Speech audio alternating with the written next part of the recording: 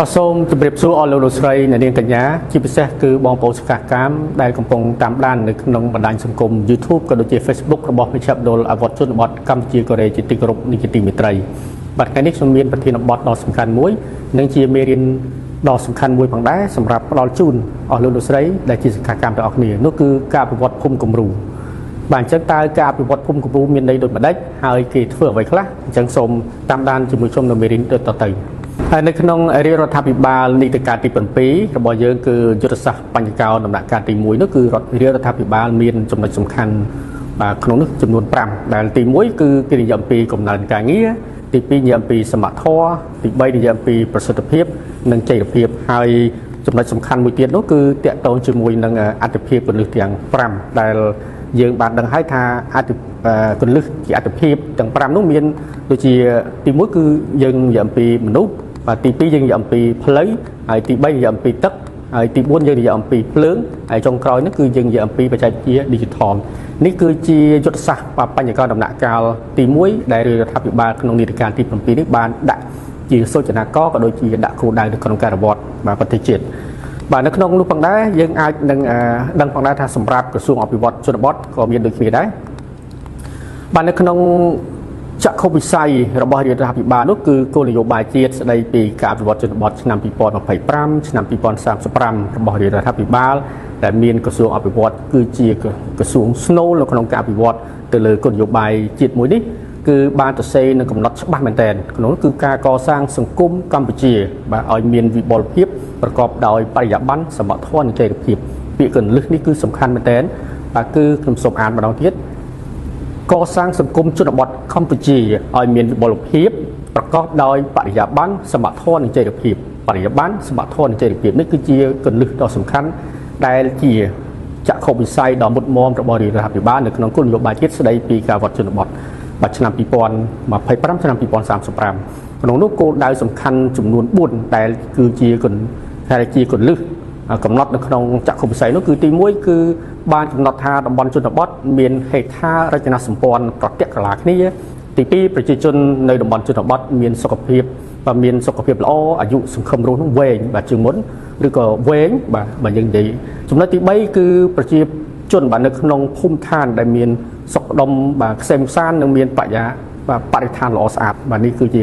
គោលដៅចម្បងទី3ហើយសម្រាប់ទី4គឺប្រជាជនតំបន់ជនបទមានកំណើនប្រាក់ចំណូលនោះគឺដោយចីរភាពបាទគោលដៅចម្បងសំខាន់4នេះមានតកតងអីជាមួយនឹងការអភិវឌ្ឍភូមិគំរូរបស់យើងខ្ញុំសូមបញ្យល់ដោយប្រៀបធៀបការអភិវឌ្ឍភូមិនេះឬក៏ការអភិវឌ្ឍមូលដ្ឋាននេះទៅនឹងដើមឈើមួយដើមយើងដឹងហើយថាដើមឈើគឺ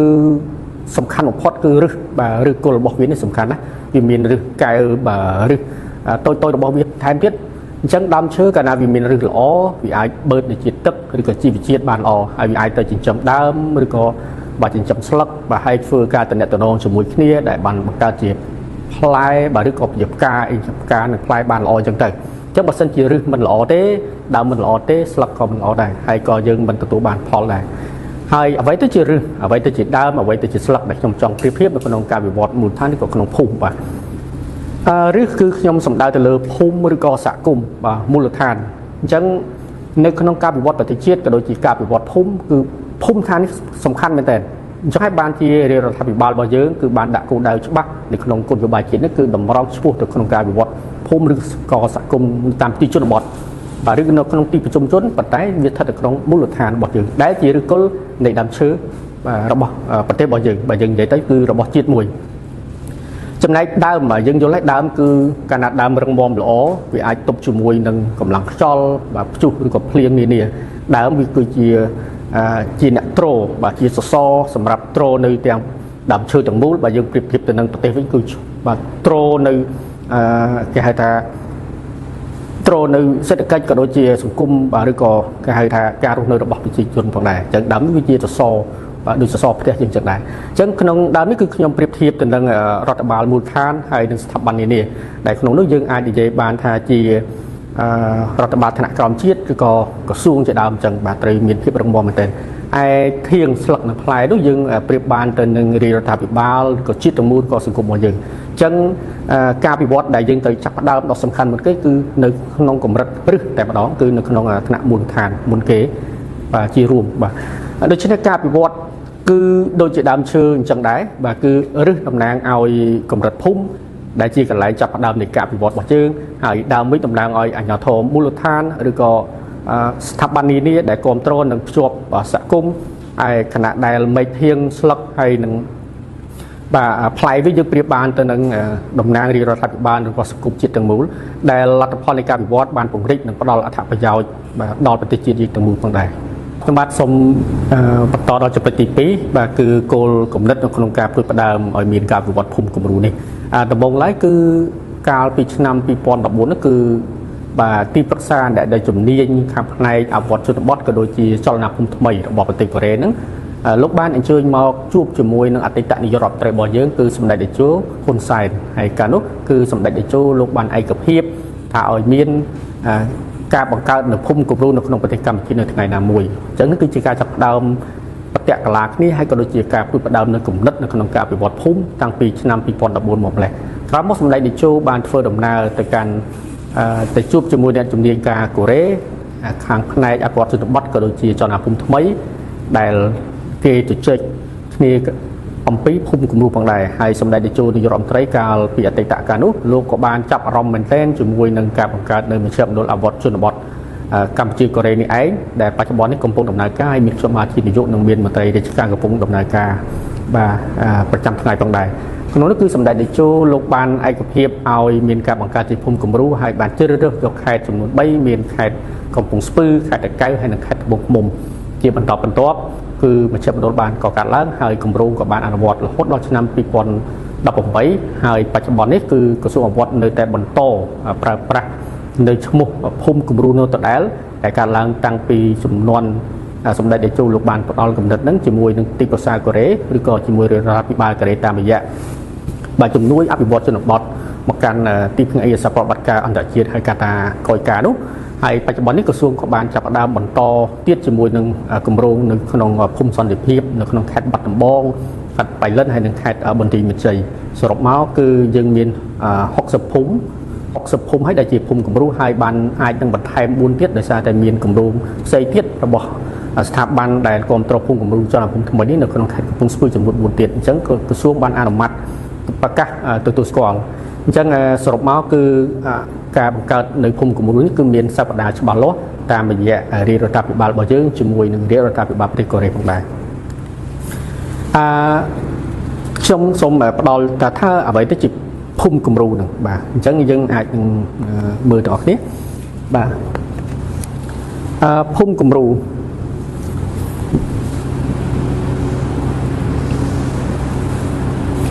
បាទភូ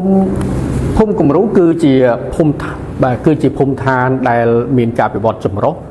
ដែលមានការចូលរួមរបស់ប្រជាពលរដ្ឋបាទក្នុងនាមម្ចាស់ជោគវាសនារបស់ខ្លួនហើយធានាបាននៅចរន្តសេដ្ឋកិច្ចនិងនិរន្តរភាពកំណើនប្រាក់ចំណូលគ្រួសារក៏ដូចជាទទួលបាននូវប្រសិទ្ធភាពនៃសេវាសង្គមកិច្ចសុខុមាលភាពបរិស្ថានរស់នៅល្អ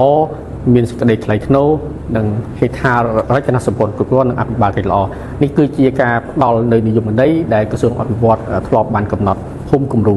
អូខេយើងអាចបន្តទៅទៀតហើយខ្ញុំបានដកស្រង់និយមន័យនេះគឺចេញពីសៀវភៅបាទណែនាំស្ដីពីការអភិវឌ្ឍភូមិគំរូបាទនៅទំព័រទី1តែម្ដងលោកលោកស្រីអាចនឹងស្គាល់ខ្ញុំសូមណែនាំបាទសៀវភៅមួយនេះគឺផលិតដោយក្រសួងអភិវឌ្ឍជនបទបាទគឺមានមួយជំហាននេះគឺភាសាខ្មែរហើយមួយជំហានខាងនេះគឺជាភាសាអង់គ្លេសអញ្ចឹងបរទេសក៏អាចស្វែងយល់ពីការវត្តភូមិនៅកម្ពុជាបានដែរហើយប្រសិទ្ធភាពល្អមែនទែនខ្ញុំសូមកោតសរសើរចំពោះឯកឧត្តមរដ្ឋមន្ត្រីឯកឧត្តមឆៃរដ្ឋសែនរដ្ឋមន្ត្រីក្រសួងអភិវឌ្ឍជនបទដែលផ្ទុកដាំគំនិតហើយនឹងមន្ត្រីជំនាញបាទរបស់ក្រសួងបាទនាយកដ្ឋានជំនាញបានផលិតសភៅណែនាំនេះសភៅគោលមួយនេះគឺល្អមែនទែនសម្រាប់អ្នកដែលគេហៅថាជំនាញឬក៏អ្នកដែលស្រឡាញ់ក្នុងការសិក្សាក៏យកទៅសិក្សាបានហើយអ្នកដែលត្រូវធ្វើនៅក្នុងការវិវត្តភូមិក៏យកទៅអនុវត្តបានបទទី4នៅក្នុងលក្ខខណ្ឌនៅក្នុងការជ្រើសរើសឲ្យខ្លាចជាភូមិគំរូនេះដោយយើងមើលនៅក្នុងរូបភាពនេះខ្ញុំបានពីកិច្ចប្រជុំមួយដែលខ្ញុំបានចូលរួមនៅក្នុងសិក្ខាសាលាបាទនៅក្រសួងដែនដីដែលតាមដោយក្រសួងដែនដីនគររូបពាណិជ្ជកម្មនិងក្រសួងអភិវឌ្ឍហើយខ្ញុំក៏ស្រឡាញ់រូបភាពនេះឃើញតែស្អាតមែនទែនបើយើងមើលទៅគឺផ្ទះក៏ស្អាតបាទមានផ្លូវថ្នល់ហើយមានក្មេងរត់លេង បាទភូមិក៏វាមានខ្លោងទ្វារអីអញ្ចឹងបាទតំណាក់តំណងមនុស្សទៅចែកគ្នាអញ្ចឹងហើយរូបភាពមួយទៀតនោះគឺប្រជាពលរដ្ឋគាត់គាត់ថារាក់ទាក់រស់រាយជួបជុំគ្នាបើយើងមើលទៅគឺដូចនិយមន័យដែលក្នុងសេចក្តីណែនាំនៃសភៅនឹងបានកំណត់ឬក៏ការទៅសេនិយមន័យអញ្ចឹងមើលទៅសប្បាយចិត្តមែនតើនៅក្នុងលក្ខខណ្ឌនៃការជ្រើសរើសភូមិនេះគឺទីមួយគឺភូមិរដ្ឋបាលដែលទទួលស្គាល់ជាផ្លូវការដោយក្រសួងមហាផ្ទៃយើងយកភូមិណាដែលមានឈ្មោះជាផ្លូវការបាទកំណត់ដោយច្បាប់មានអីដែលទទួលស្គាល់ដល់ក្រសួងមហាផ្ទៃបន្តគឺភូមិដែលមានទីតាំងប្រមូលផ្ដុំនៅសក្តានុពលសម្រាប់ការវិវត្តសេដ្ឋកិច្ចសង្គមទេសចរនិងវប្បធម៌ភូមិដែលមានសក្តានុពលសម្រាប់ការផលិតនិងការកែច្នៃបើសិនជាយើងយកភូមិដែលមិនមានលទ្ធភាពនៅក្នុងការផលិតអីមួយកសកម្មឬក៏សិប្បកម្មឬក៏ផ្សេងៗក៏ពិបាកដែរដោយសារតែយើងហៅថាភូមិគំរូតតែភូមិមានលក្ខខណ្ឌ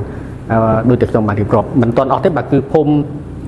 ដែលជាមូលដ្ឋានដែលមានទីផ្សារសម្រាប់ជាខ្នងបង្អែកបាទគ្រប់ត្របាទខ្សែច្រវាក់ផលិតកម្មបាទរបស់ភូមិនេះផងដែរមានន័យថាជាភូមិកលឹះមួយភូមិផ្សេងអ្នកផលិតបានឬក៏ដាំបានជាងទៅហើយភូមិ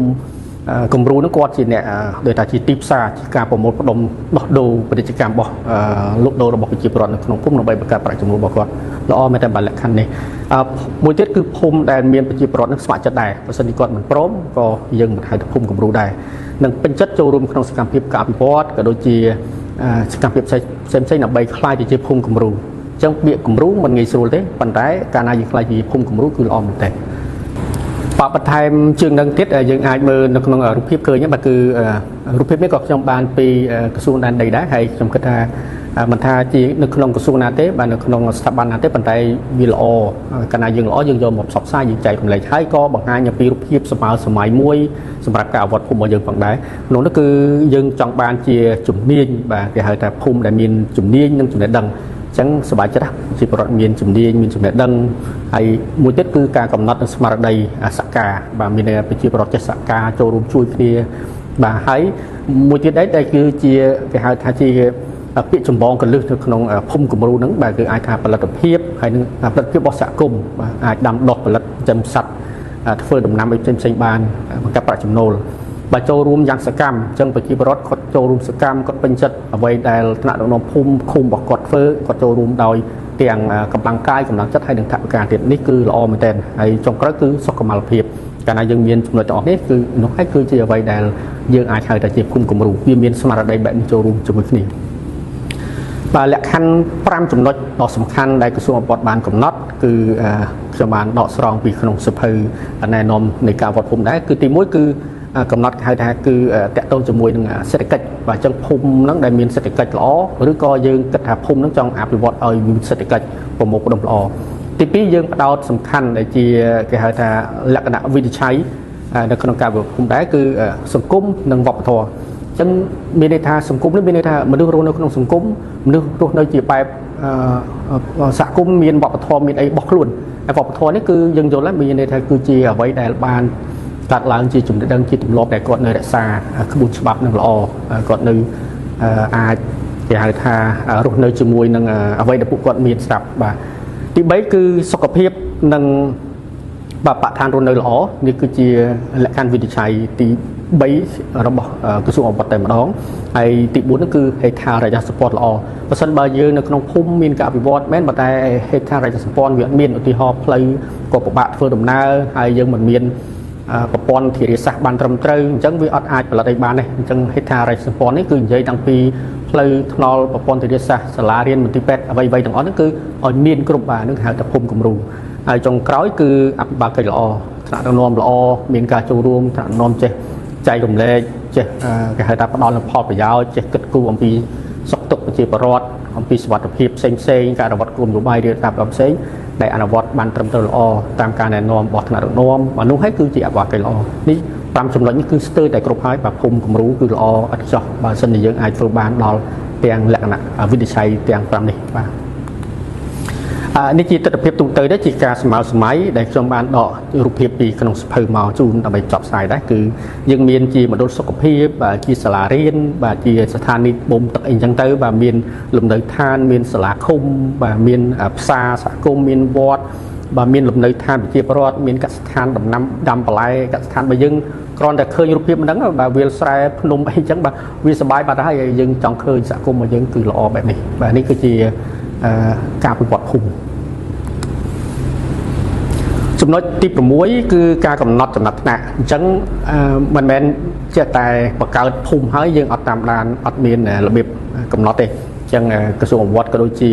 រាជរដ្ឋាភិបាលបានកំណត់នៅគេហៅកម្រិតចំនួន3ទី1ភូមិដែលមានផ្កាយ3បាទគឺជាភូមិដែលមានបន្ទុកចាប់ពី80កាលណាមានបន្ទុកគឺមានគេសូចនកកលឹះអ្វីមួយសម្រាប់ធ្វើការវាស់វែងអញ្ចឹងគេមានមន្ត្រីជំនាញនៅក្នុងក្រសួងអវត្តជនបទ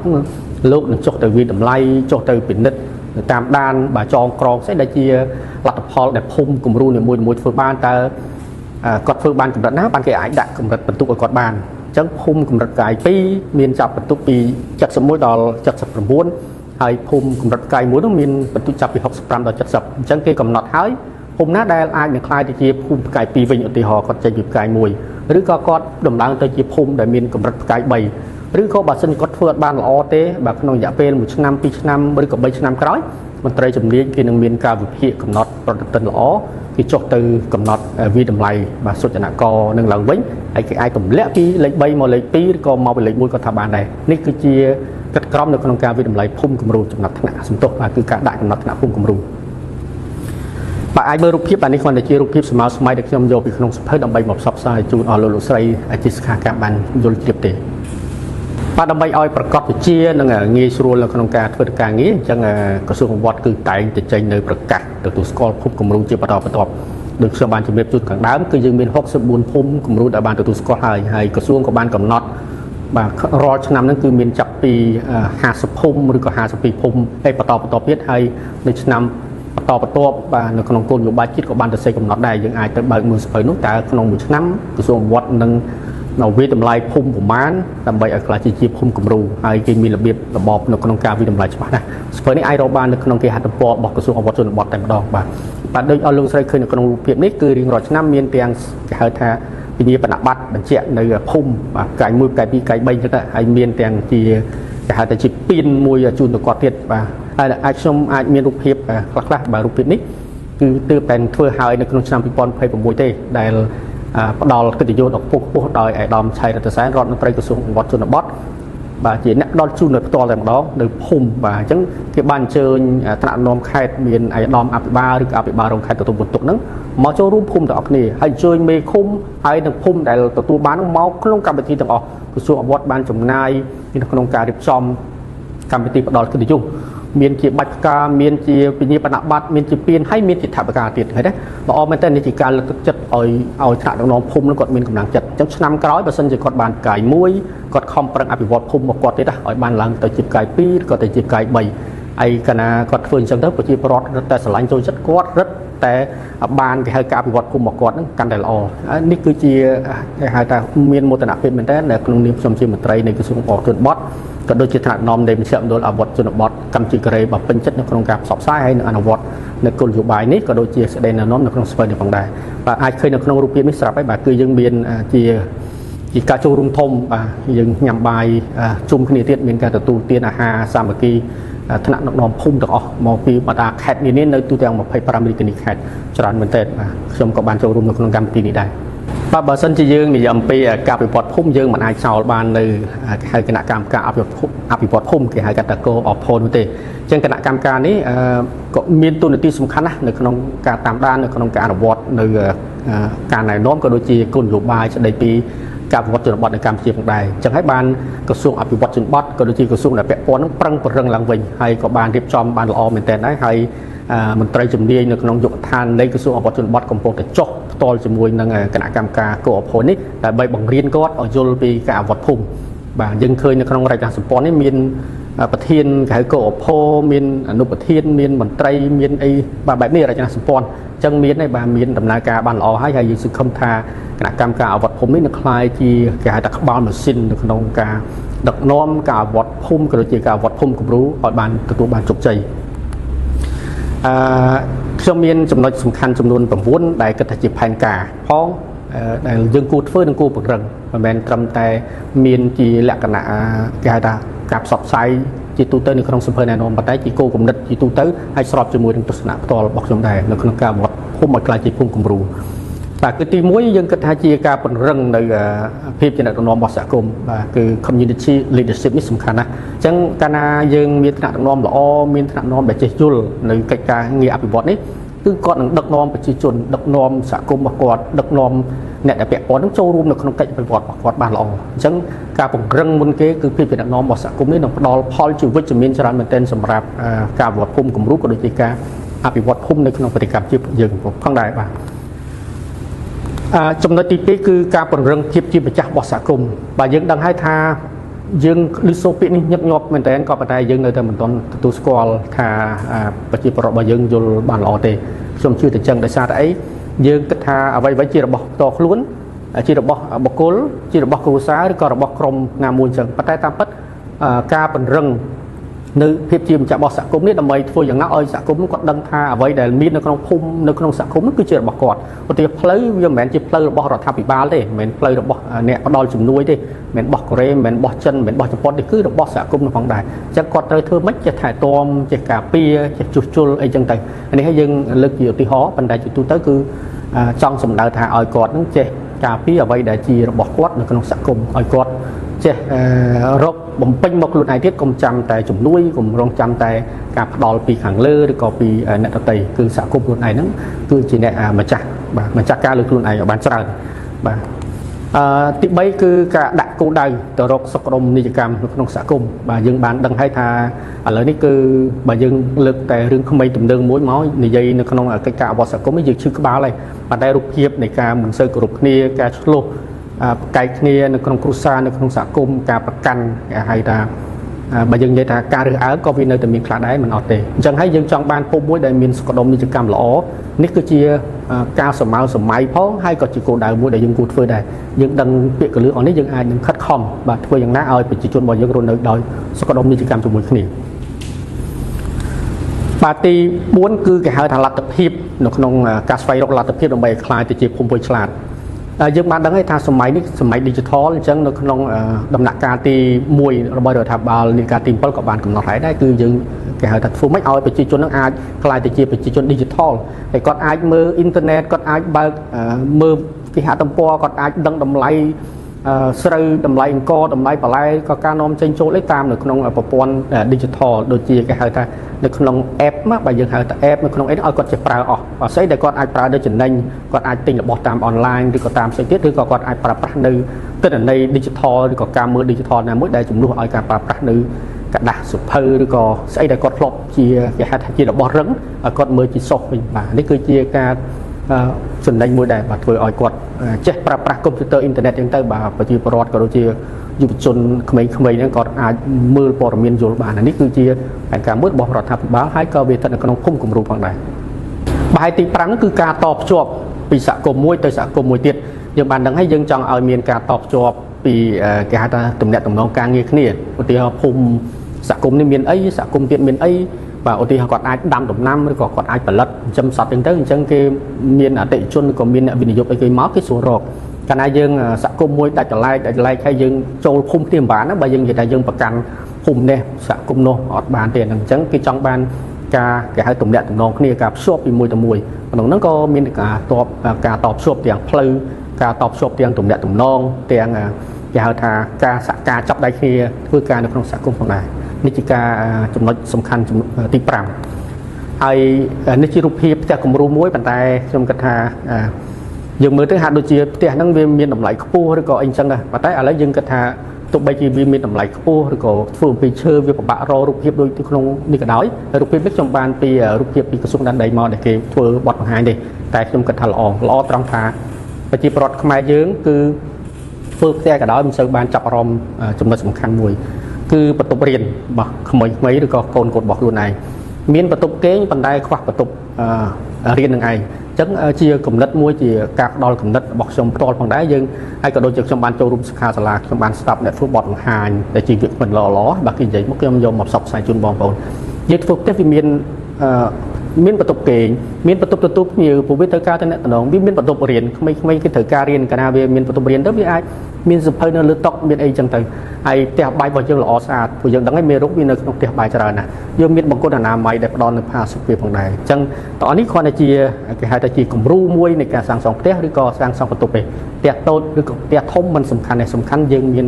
កន្លែងដែលវាអាចទទួលយកបានសម្រាប់កិច្ចការងាររៀនសូត្រឬក៏ការរស់នៅប្រចាំថ្ងៃរបស់យើងបាទហើយនៅមានចំណុចសំខាន់ទៀតគឺគេហៅថាការចូលរួមសកម្មភាពនានាធ្វើជាប្រជាជនគំរូបាទការរើសសម្រាមការចូលរួមអប់រំបាទអនាម័យសុខភាពចរាចរណ៍ឬក៏ជួសជុលអីផ្លូវថ្នល់ឬក៏បន្លាយទឹកអីតិចតួចអីយើងប្រមូលគ្នាធ្វើជារូបភាពមួយដែលយើងស្រឡាញ់គ្នាចូលរួមមួយគ្នាស្ម័គ្រចិត្តមួយគ្នារស់នៅដោយសុខដុមនេះកម្មវិធីជារឿងល្អតិចដែលយើងចង់បានបាទយើងមានអីតិចតួចយើងចែករំលែកគ្នាអ្នកមានស្វាយជូនស្វាយគេញ៉ាំខ្លះទៅកុំកំណាញ់គេពេកបាទហើយអ្នកមានថវិកាហ្នឹងគាត់ថាឃើញគ្នាអត់ទៅចិត្តទៅជូនទៅបាទដើម្បីលើកទឹកចិត្តកុំឲ្យយើងរស់នៅក្នុងមជ្ឈដ្ឋានតែមួយប៉ុន្តែយើងចែកដាច់ក្នុងសហគមន៍វាមិនល្អទេនេះជារបៀបរស់នៅរបស់យើងបាទចូលរួមធ្វើអីរួមគ្នាអញ្ចឹងនៅក្នុងភូមិទៅដាក់លូដាក់អីដូចក្នុងរូបភាពខ្ញុំផ្ដល់ជូននេះអញ្ចឹងហើយយើងកុំភ្លេចមកចូលរួមមកកើតប្រាក់ចំណូលគ្រួសារអញ្ចឹងប្រជាពលរដ្ឋយើងត្រូវកុំមានពេលទំនេរទៅអង្គុយតែទទួលទានស្រាឬក៏គ្រឿងស្វឹងដែលវាខាត់ពេលវេលាយើងយកពេលមកដាំដុះដំណាំរបស់យើងដើម្បីបង្កើនប្រាក់ចំណូលបាទយើងខ្លីហើយចូលរួមបង្កើតប្រាក់ចំណូលធ្វើស្រែចម្ការយើងកុំចោលភាសាយើងគឺជាប្រជាជនកម្ពុជាជាជនជាតិខ្មែរអញ្ចឹងការងារកសិកម្មស្រែចម្ការនេះវាជាមរតកដូនតារបស់យើងអញ្ចឹងយើងនៅតែធ្វើវាដដែលទោះបីការងារផ្សេងវាមិនសូវហត់ដោយការងារស្រែចម្ការប៉ុន្តែការដាំដុះនេះរបស់យើងគឺនៅតែជាការពេញនិយមដដែលទេបាទនៅតែជារឿងល្អសំខាន់សម្រាប់យើងផងដែរហើយខ្ញុំក៏បានចុះទៅផ្ទាល់ដែររូបភាពនេះគឺការទៅអញ្ជើញថ្នាក់នាំភូមិក៏ឃុំឲ្យមករៀននៅមជ្ឈមណ្ឌលហើយយើងនឹងយកគេហៅថាមេរៀនល្អៗទៅបរិញ្ញាគាត់ដើម្បីឲ្យគាត់យល់អាចជាផ្លូវជាស្ពានមួយជាទុនមួយសម្រាប់គាត់អភិវឌ្ឍភូមិនៅក្នុងភូមិឋានរបស់គាត់បាទខ្ញុំសូមអរគុណចំពោះការចំណាយពេលទស្សនាក៏ដូចជាតាមដានស្ដាប់នៅមេរៀនការវត្តភូមិគំរូនៅពេលនេះសូមអរគុណនិងសូមគោរពលា